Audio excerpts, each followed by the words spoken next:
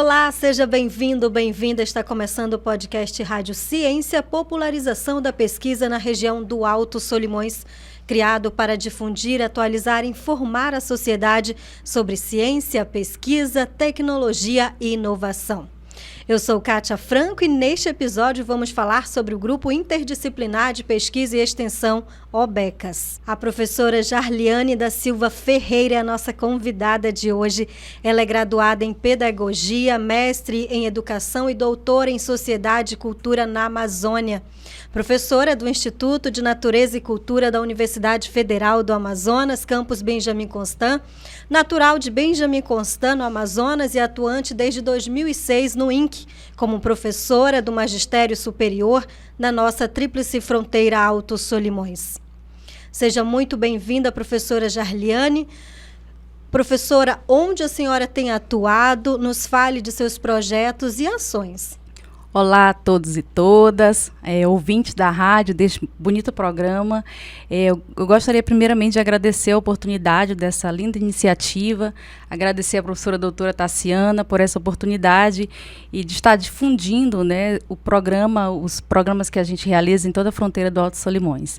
Então, eu sou a professora Jarliane, sou professora do Magistério Superior há 17 anos, né, mas já atuei também como professora da Educação Básica por 8 anos. Iniciei minha carreira como professora na área rural, né, no multisseriado, e com a formação de professores indígenas e ribeirinhos. Então, a partir dessa longa experiência, vão surgir os meus projetos, né, o projeto de um coletivo também muito forte, os projetos e programas de pesquisa e extensão, principalmente a minha dissertação também e a tese na área da educação do campo, das águas e da floresta. E agora, respondendo a sua pergunta, eu atuo como docente pesquisadora no INC, liderando um grupo de pesquisa denominado Grupo Interdisciplinar de Pesquisa e Extensão, que é o OBECAS, né, que é o Observatório da Educação do Campo e Escolar Indígena no Alto Solimões. E coordeno o curso de pós-graduação Lato Sensu, que foi a primeira especialização do INC, e sou membro também da comissão, né, de elaboração da primeira proposta de mestrado do INC. Estamos bastante animados por estar inaugurando, né, de certa forma, a história da pós-graduação no INC. Professora, nos fale mais sobre o OBECAS, que é o Observatório da Educação do Campo e Escolar Indígena do Alto Solimões. Muito bem, obrigada pela pergunta. O OBECAS nasce como um programa de extensão em 2014, né, faz parte, é um coletivo interdisciplinar de pesquisadores e estudantes de diferentes instituições, também ele é interinstitucional, e ele surgiu com recurso externo ao UFAM, né, foi o MEC-CESU, fruto da trajetória como professora da educação básica, não poderia ser diferente, né, tratando realmente dessa educação na área rural. E esse movimento da educação do campo, como a gente denomina dentro do observatório, ele é resultado de um amplo movimento, né, pela qualidade na educação em desenvolvimento na área rural. E que inicia em 1998, mais ou menos, início dos anos 2000, e ganha destaque a partir das fortes críticas e denúncias de como a educação ela vinha sendo implementada nessas localidades. Muitos tinham essa concepção de que havia um forte pensamento de que a educação para esses espaços não necessitava de muitos investimentos ou qualificação profissional. Então, esse movimento veio para dizer, nós estamos aqui, a gente continua, a gente está em luta e a gente quer uma educação diferenciada e com qualidade social para as pessoas que residem e trabalham nessas localidades. A gente não precisa sair do campo para ter educação. A gente quer que a educação seja implementada como uma política pública de qualidade. Então, nós, como estudiosos dessa área, a gente começa a se debruçar e a conhecer outros pesquisadores a nível nacional, estadual, internacional e local, que é justamente essa luta, né, do movimento social. Então, esse movimento não nasce na academia, né, então ele nasce legitimado pelo movimento social, dos comunitários, das lideranças, professores, estudantes, pesquisadores, que lutam por essa educação do campo nesses espaços, né, nessas localidades. Quais os principais resultados desse trabalho, desse coletivo, professora? A gente tem desenvolvido práticas no campo tanto da pesquisa, da extensão e do ensino, né? São práticas de campo, a gente realiza pesquisa de iniciação científica, orientação de TCC, projetos de extensão nessas áreas, né? Que são as grandes áreas de linha de pesquisa do programa, né? Do grupo de pesquisa, que é a educação do campo, ribeirinha, indígena, a educação de jovens e adultos, o multisseriado e a formação de professores. E mais recentemente a gente desenvolveu, com recurso da FAPEAN, um projeto PAINTER FAPEAN, né, que gerou um livro com artigos, fruto dessas pesquisas realizadas com essa temática da educação de jovens e adultos no campo, né, das águas e da floresta. Como é que estava sendo implementada essa modalidade de ensino também na área rural, indígena e na cidade. Já são muitas articulações e parcerias locais, nacionais e estaduais, né, principalmente com o movimento da educação do campo, na qual participamos como membros, né, o professor Max Patrício e eu, no Comitê Estadual da Educação do Campo no Amazonas. Então, esse movimento do Comitê Estadual da Educação do Campo, né, está trabalhando para elaborar e aprovar as primeiras diretrizes, né, que são os marcos normativos para a educação do campo no estado do Amazonas, que vai gerar as políticas públicas também para os municípios do Amazonas. E a gente tem atuado no Fórum Nacional da Educação do Campo, né, a partir dos eventos e discussões, deliberações que acontecem quase todos os meses. Também realizamos, dentro do grupo de pesquisa, né, já cadastrado esse ano no CNPq, né, então ele nasce como um programa de extensão e ele vai se ampliando, né, sendo o grande guarda-chuva das nossas ações e com linhas de pesquisas das diferentes áreas, por ser interdisciplinar, né, a gente tem professores da educação, da antropologia, de letras, das ciências agrárias, né, e também estudantes dos diferentes cursos. E essa parceria só vem aumentando, né, graças a Deus, né, também com professores indígenas, né, que a gente tem atuado nessa área dos conhecimentos tradicionais, então a formação de professores indígenas, então os professores indígenas também fazem parte de todo esse processo. Então são parcerias interinstitucionais, né, com a UFPA, que é a Universidade Federal do Pará, a UNB, a gente tem professores também da UFT, né, que é a Universidade Federal de Tocantins, a UEA em Manaus. E parcerias internacionais, a gente tem começado um diálogo muito forte com a UNAL, né, e também com uma pesquisadora da Espanha. E a gente tem atuado, né, de certa forma, com muito ânimo, né, e motivação para continuar todo esse trabalho que a gente realiza. Eu não poderia deixar de destacar os participantes que hoje atuam, né, e quem também já participou do OBECAS, que deixou um grande legado.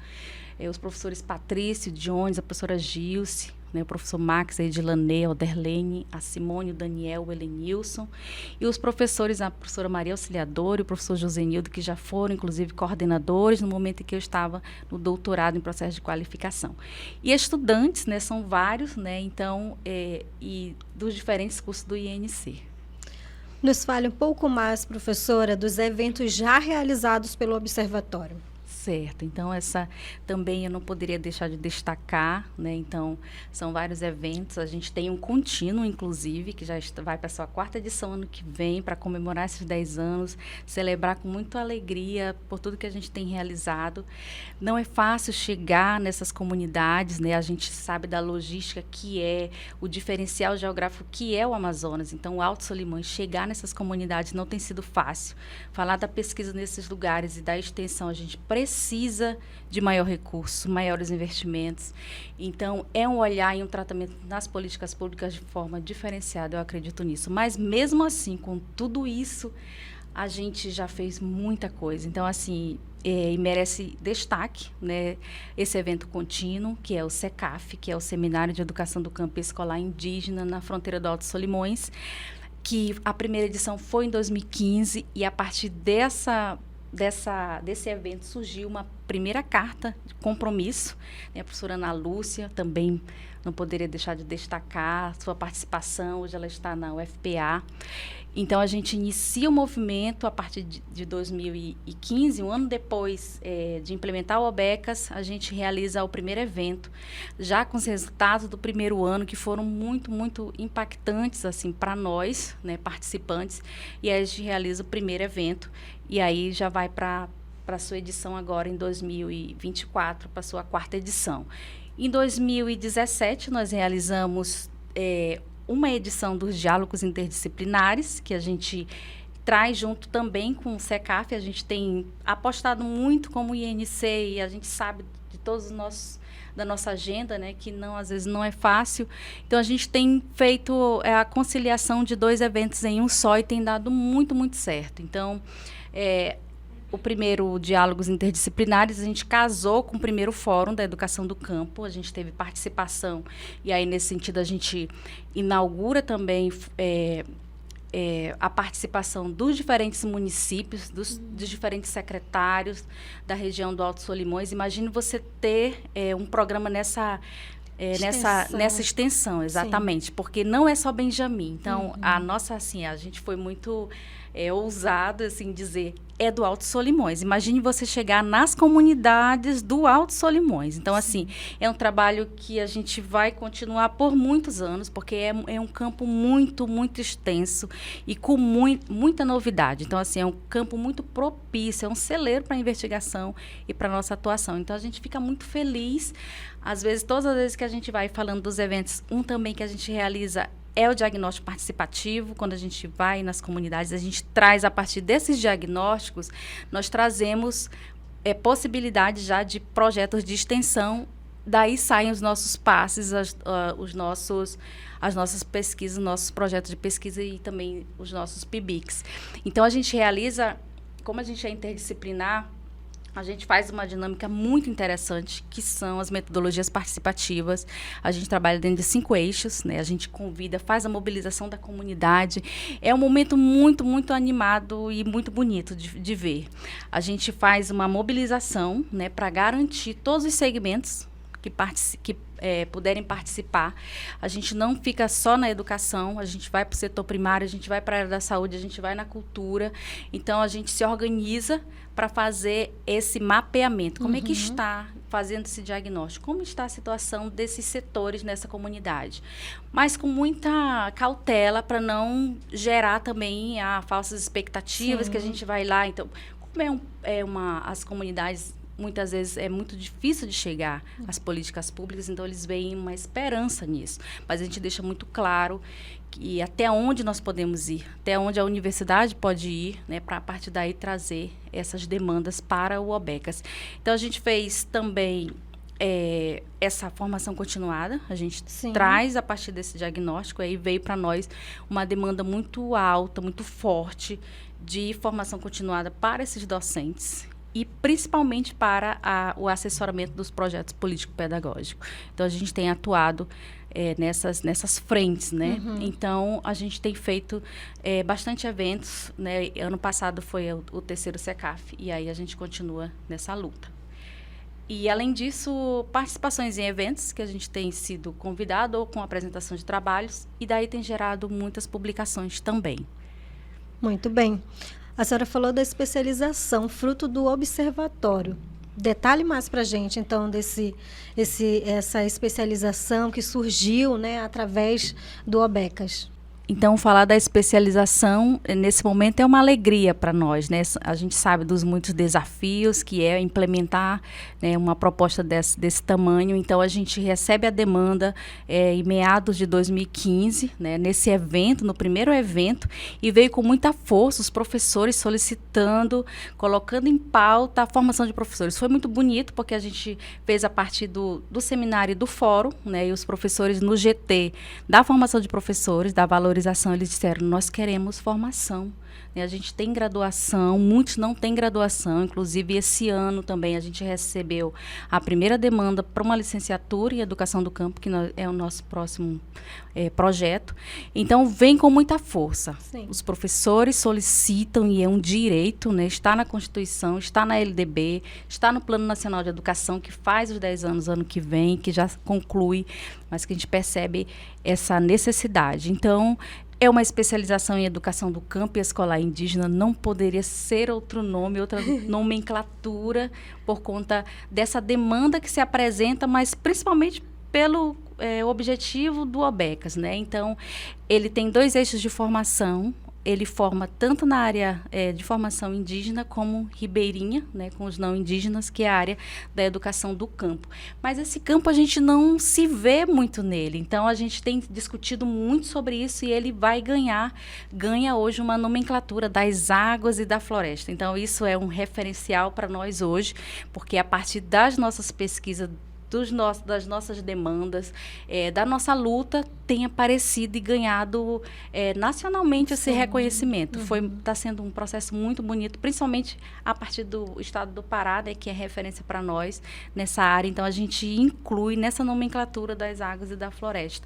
Então, foi um processo muito demorado, como vocês percebem, né? Então, a gente também, para construir, inclusive, a matriz curricular, a gente não fez uma cabeça pensante, não. A gente ouviu as diferentes vozes, principalmente os professores que estão no chão dessas comunidades e dessas escolas.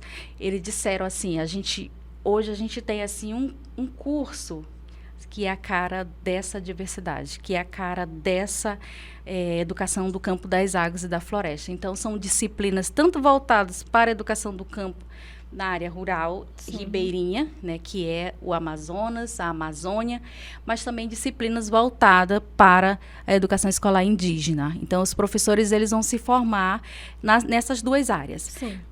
E aí a gente conseguiu organizar, né, e trazer principalmente professores que são parceiros nossos dentro do observatório e que hoje eles ministram as disciplinas. Então, são professores de diferentes instituições que vieram, né? A gente teve o primeiro módulo agora, em julho. Vamos ter o segundo módulo agora em janeiro e o terceiro módulo em julho. E a gente encerra com as defesas de TCC em dezembro do ano que vem e encerra o primeiro curso de especialização também nesse período. A especialização ela é constituída por, hoje, né, essa primeira turma, 37 estudantes, né, e são professores, gestores, lideranças, funcionários públicos. Eles são das diferentes comunidades e das sedes dos municípios, tanto de Benjamin Constant, nós temos estudantes também professores, né, que são estudantes, mas são professores, de Atalaia do Norte, de São Paulo de Olivença, de Tabatinga e de Tonantins. Eles são das diferentes etnias também, é uma turma muito diversa, assim, muito bonito de trabalhar, fazer esse trabalho com essa diversidade. São Ticuna, Cocama, Marubo, Cambeba, Caixana e os ribeirinhos. Está sendo uma experiência muito, muito empolgante para nós. Um sonho que está sendo realizado para muitos desses professores, não é, professora? E essas aulas, elas acontecem no Instituto Natureza e Cultura? Exatamente. Elas são presenciais, são aulas presenciais. A gente pensou assim, não poderia ser de outra forma, né?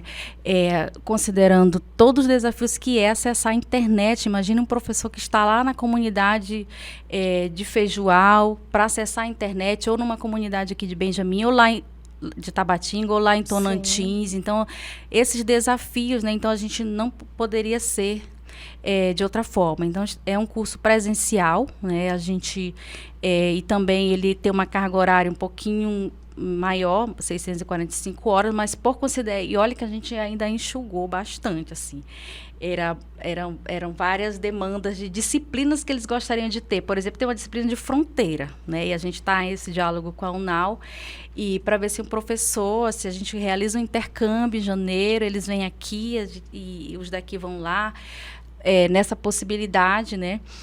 E aí é um curso, e tem uma disciplina também, né, denominada, que foi a partir dessa demanda dos indígenas, né, de entender melhor a língua materna, né? Então, tem revitalização das línguas, que a professora Altaci já veio e trabalhou. Tem tradutores. A gente tem feito compartilhada, não é só um professor trabalhando. O professor Jesse Baniwa também veio. Então, assim, e agora, para o segundo semestre, tem a agroecologia, que é um eixo mais voltado para a agroecologia também. Então, está sendo um movimento muito, muito, assim, importante e de referência. Então, a partir desse movimento, a gente sentiu que foi um processo assim que animou, né, o coletivo, sim, a discutir a possibilidade, que foi a proposta agora que a gente encaminhou, que foi a proposta do primeiro mestrado. Então, assim, era como se a gente tivesse... claro, a gente sabe de todos os nossos desafios, de toda a nossa correria, né, de todas as nossas atribuições, e a gente viu que é possível, né? Mesmo assim, com tudo que a gente realiza, a gente viu, não, eu acho que é possível. E a gente, animado em tudo isso, né? Eu falo muito em animação porque eu acho que é o que nos move, essa motivação. E, claro, Deus, né, nos dando saúde e sabedoria. Então, a partir disso, a gente viu, eu acho que a gente está no melhor momento para essa proposta. A gente hoje é um grupo, né, de docentes com bastante doutores, né, e mestres, né? Então a gente sabe que para implementar um mestrado a gente tem que ter um número significativo de doutores, e hoje a gente está num momento muito, muito especial assim nesse sentido. Muitos professores qualificados, e a gente, de certa forma, né, a gente está aguardando, né, a avaliação da CAPES, e se Deus quiser vai dar certo logo, logo o mestrado, muito impulsionado por esse movimento também da especialização. Sim. Professora, para quem nos acompanha, como encontrar onde na UFAM, o OBECAS, o Observatório fica, esse grupo de pesquisadores? Certo, a gente tem uma sala, né, no INC. Presencialmente a gente realiza vários encontros, né, semanais. A gente também faz orientações. A gente está numa correria agora que a gente está organizando uma prática de campo na quarta. A gente vai vivenciar o que os professores vivenciam no período da estiagem, a idas e vindas para chegar até a comunidade. A gente vai fazer junto com eles essa caminhada, e daí vai gerar uma carta, né, de apoio a esses professores, a essas lideranças, a esses profissionais da educação. E a gente vai dentro do observatório, mas com o projeto PASSE, que é Práticas Pedagógicas no Multisseriado, que eu estou coordenando no momento. E a gente vai fazer essa atividade, né, com os professores e estudantes do INC. E semana passada eles estiveram no INC. Os estudantes da comunidade de Boa Vista de Benjamin foram ao INC conhecer, né, esse espaço. E aí na quarta a gente vai fazer o processo inverso, que é a ida, e também vivenciar essa trajetória que é chegar nas comunidades nesse período de estiagem. Muito bem. Professora Gerliane, agradeço a senhora pela ótima entrevista aqui no nosso podcast. Eu que agradeço a oportunidade. Acompanhe os episódios do podcast Rádio Ciência na página pactas.org, no canal do YouTube Rádio Ciência, no Instagram e no Facebook. E o nosso próximo podcast vai abordar o assunto A Cosmologia Indígena Ticuna Filosófica, Desafios da Educação Atual. Obrigada pela sua atenção e até o próximo episódio, podcast Rádio Ciência.